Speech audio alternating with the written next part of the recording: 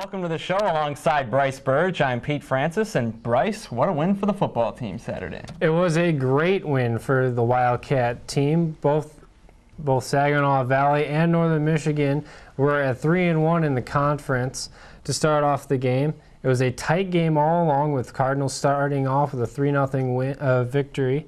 The Cats came back with a field goal to tie it up, and they continued to bounce back and forth for whoever had the lead or the tie until basically the final minute, when NMU was able to punch in a 2-yard run by Antonio Wallace for the victory. One thing I found impressive, Brice, was the running game wasn't amazing this week, but they still pulled out the win.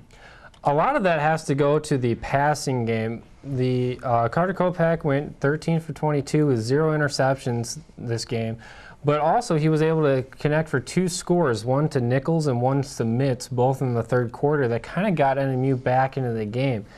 Kopak also was able to scramble and, for 31 yards throughout the day, and he was able to convert on 2 fourth downs to get 31 yards of rushing, and that's not usually included in the typical rushing attack, but it's nice to have a quarterback that can do that for you.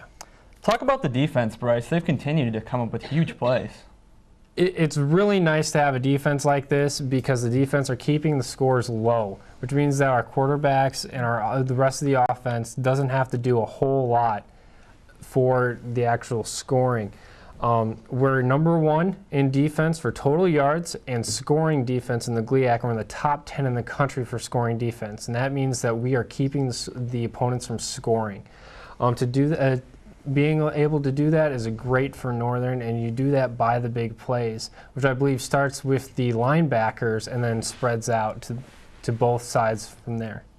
Well, Brice, this weekend, Wayne State comes to the Dome. Now, this is a huge matchup. Both teams are 4-1 in the conference, and there's a lot riding on this game. What does NMU need to do to pull out a win?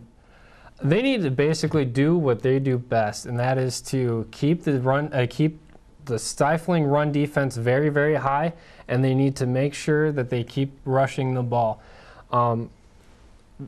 What Wayne State has is their running back. His name is Bell. He's arguably the best running back in the conference and in Division II football. But NMU is one of the best red zone defenses in the country. They were in the top 5 going into last week's game, and they have not allowed any points on the turf this year in the Dome. I think that will change this year. I think that the Wayne State Warriors will be able to score some points, but I don't think it will be enough because of that red zone defense. And I'm going to pick NMU to win 34-16. Well, hopefully they can get that win. Well, we're going to take a short break, and when we return, NMU Offensive Coordinator Jeff Duvendeck will join Brice for a sit-down interview. Stay with us.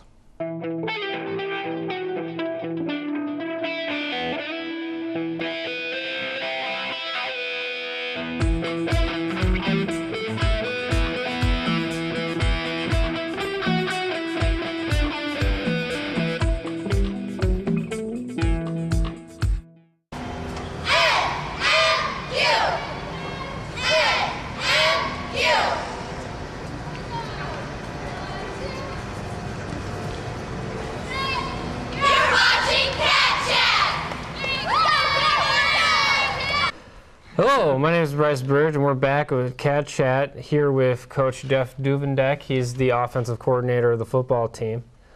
So, Coach Duvendeck, what can you tell us about the Saginaw Valley game from your perspective? From my perspective, the Saginaw Valley game was a huge test and a huge statement for Northern Michigan football. Up till then, we had played, our 3 wins were over teams with a combined record of 1-13, I believe.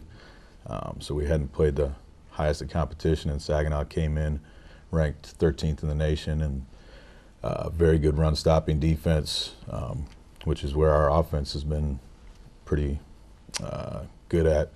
So kind of a battle of statistics there, who was going to come out on top, and took us down to the last second, but we were able to come out on top and establish a little bit of a running game and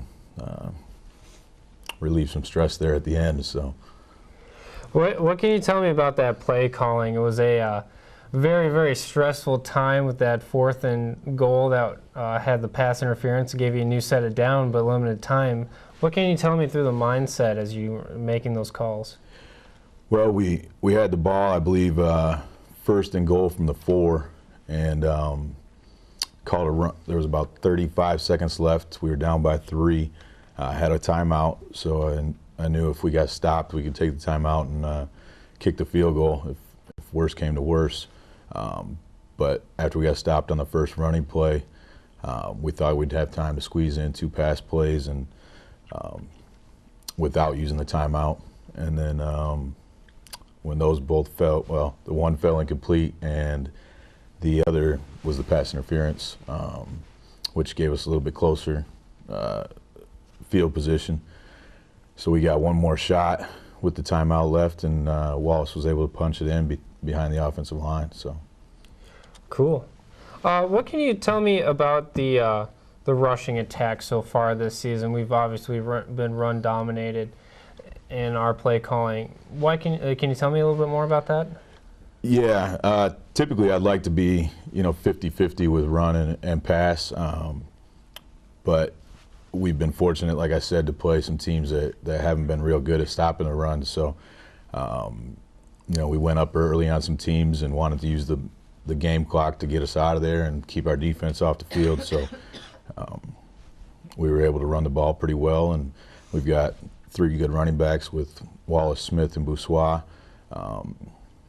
who have all seen multiple games with multiple playing time.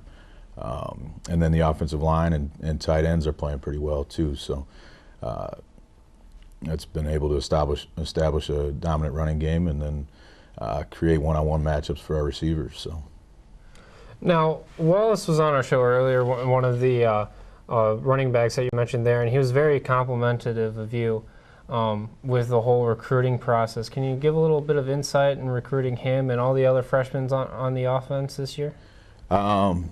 Yeah, Antonio, I got onto him late a little bit. One of my friends from a Division I school called me and said that he had a kid that they weren't going to go on that he thought we'd be pretty interested in, and gave me Antonio's information. So I called him up, and he seemed like a great young man.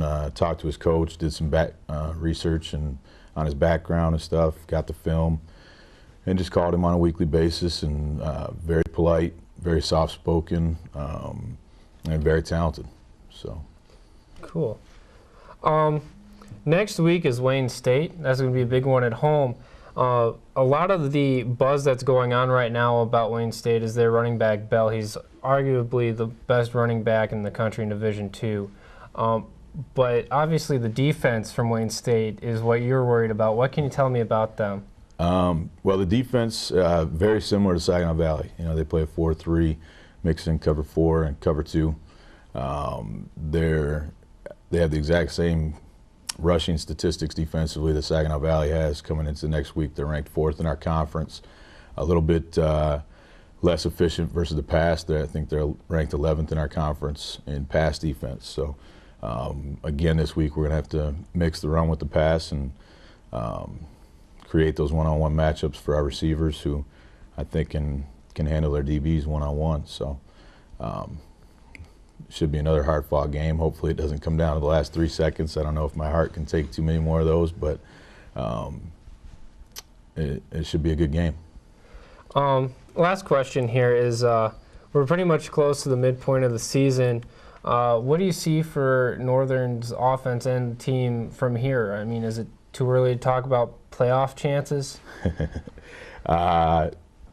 Playoffs, basically in a 10-game season, our playoffs are every week. So, if you lose, especially after losing week 1, if we lose another one, playoff hopes are pretty slim. So from here on out, it's lose or win or go home, So we've got to keep our head in every game and continue to work hard and treat every game like it's a playoff game, because if we don't win those games, playoffs are very bleak for us. So we're going to take a break, and after that, Sean Kelly and Nick Mancosi will sit down with Pete to discuss the upcoming hockey season. Stay tuned. I'm Sean.